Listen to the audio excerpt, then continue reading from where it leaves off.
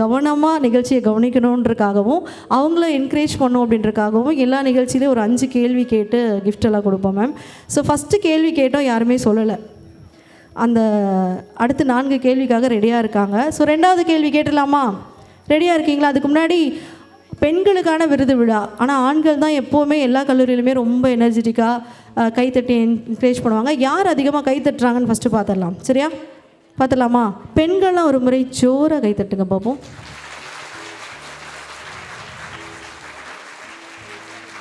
பெண்கள் வீரமங்கை வேலு நாச்சியார் விருது கொடுக்க போகிறோம். அவ்வளோதானா? இப்போ பாருங்கள் எங்கள் பசங்களை.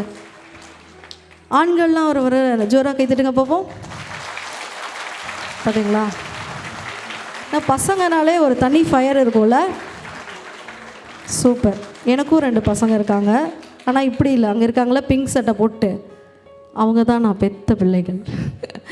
சரி, கண்டிப்பாக வந்து உங்களுடைய கைத்தட்டல் எனக்கு கொடுப்பீங்க நான் நம்புகிறேன்.